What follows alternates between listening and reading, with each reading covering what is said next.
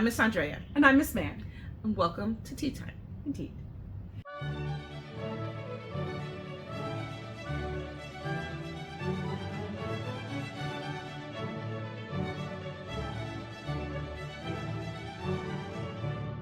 So this is a continuation video. Yes. So last time we talked about how to set up a homeschool program.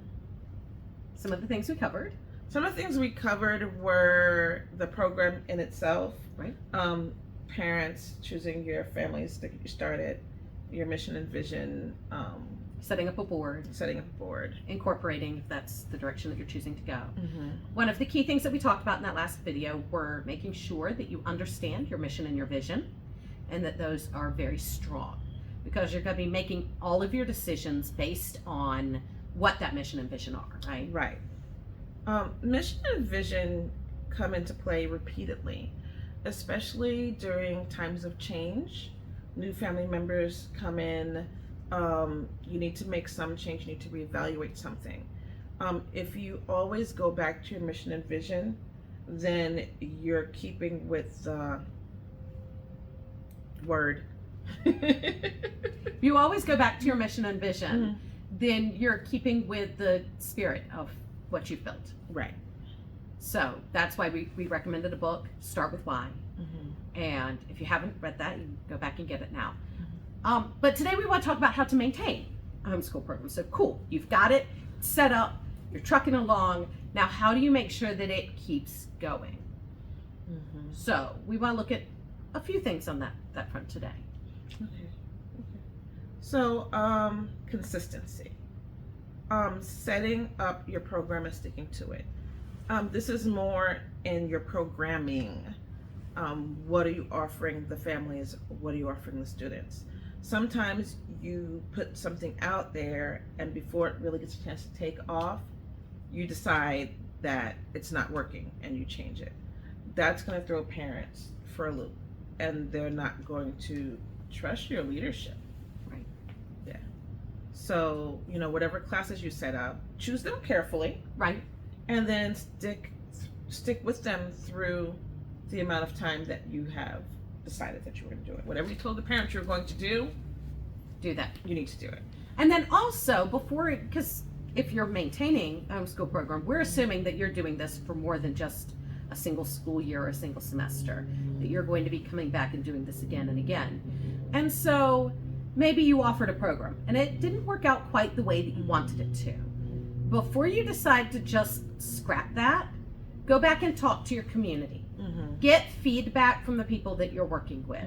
They may all agree with you. Yeah, no, this wasn't what we expected. So maybe that's not something you offer going forward. Cool. Then in the next year, you change up your lineup some. However, you may have thought that it was not what you were looking for, but it may have met the need that your families have. And they may be looking forward to doing that again in the next year. And so you need to make sure that you're getting that valuable feedback from your community. First off, because you want to continue to serve the community that you've built. But then second off, that's where a lot of your referrals and a lot of your growth are going to come from. Our experience has been that the people who come into our organization and stay and become productive members of our organization come here because they got a personal referral from somebody that was already here. 99% of the time. Yeah. I mean, we've had families that have found us online or, something, somewhere else. They just came across our That's name. a new year 5 phenomenon. It is. It is, yeah. It is. But the families that are in line with our core values, that believe in our mission and vision, and who are here for the long haul, generally are coming from word of mouth. Right.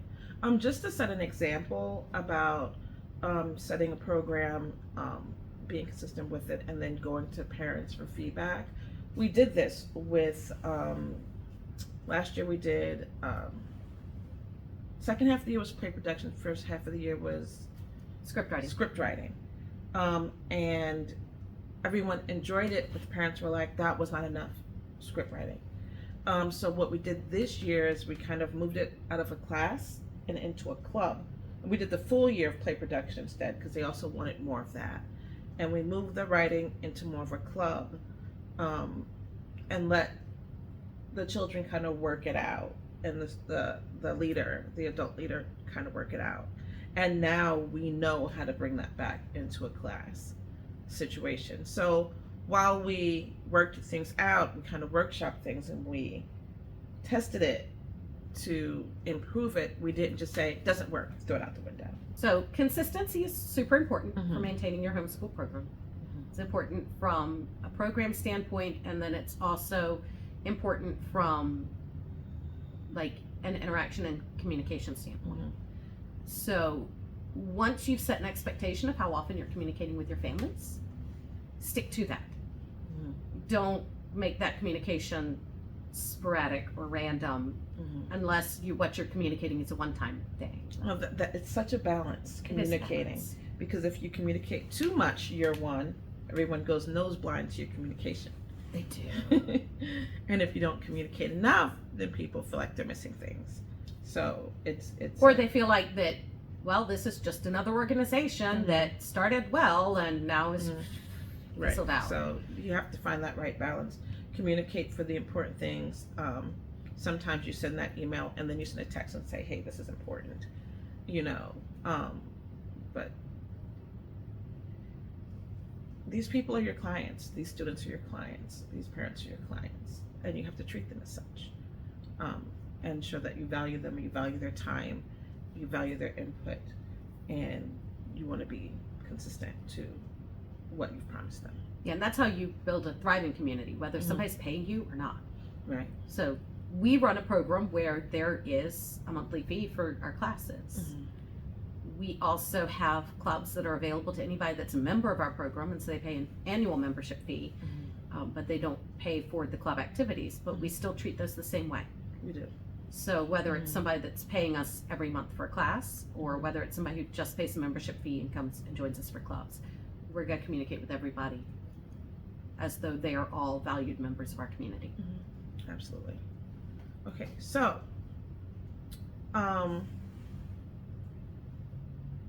hiring, staffing. Bringing other people into your mission and vision. That's absolutely critical if you want to maintain your homeschool program. There are so many great organizations and there are so many great programs where everything rests in the head of the leadership and quite literally exists only there in their brain. And there's nothing written down and it's not shared across a group of leaders.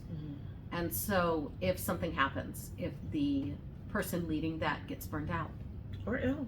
or has to move for job or family situation, now all of a sudden that organization ceases to exist.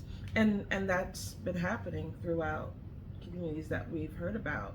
All of a sudden a program that seemed fine kind of melts down because someone had to leave. Right. And so we want to make sure that we've set everything up so that in either of our absences, the program's going to thrive. It became crystal clear to me that we had done it correctly when we both came down with COVID Right? at the same time, Exact same time. from different places. On the same day, we both tested positive. And we were 30 miles apart, which is wild because we had spent so much time together and not gotten it. We should never leave each other. So, we were ill. Fortunately, it came along with a break, so we told parents we're gonna take an extra day or two off to heal, and then we tried to Zoom. We but tried to I was Zoom. just too sick to talk, but then the parents stepped in. Yep. And the people who support us stepped in. Everyone had been watching us, and they knew what we were doing. Not only did we know what we were doing, but the people around us knew what we were doing. And for that entire month I was out, you were out for 2 weeks. Right. We had created redundancies without realizing it, and people were able to step in and keep the We knew what our program backup moving. we knew what our backup plans were, and so everything kept going without skipping a beat. We also know other programs because if you build a homeschool program right and everything is going well, even as the leader, if say you're doing this for a season because your kid needs something and so you want to develop this program. That's a common motivation. But you aren't really interested in leading that program once your kids graduate. Having everything written down, having everything in layers of redundancy, having people cross-trained can mean that you are able to hand that off to somebody else. Because we know another organization who someone actually bought that organization. And now some of the difficulty is some of the records.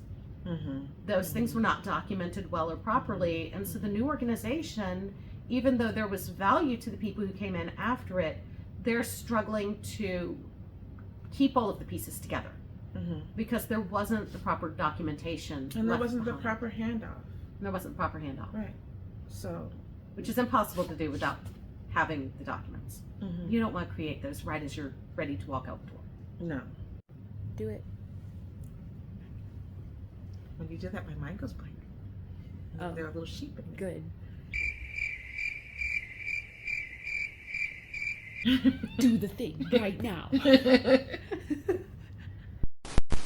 So that's it for today. I hope these 2 videos were incredibly valuable to you. Feel free to ask questions in the comment section. We're glad to revisit it. We're glad to answer your questions and help you. We don't think we should be the only homeschool program out there. Oh, we absolutely We should believe not strongly be the only in a homeschool program. community of homeschool programs. So, yeah. Until next time.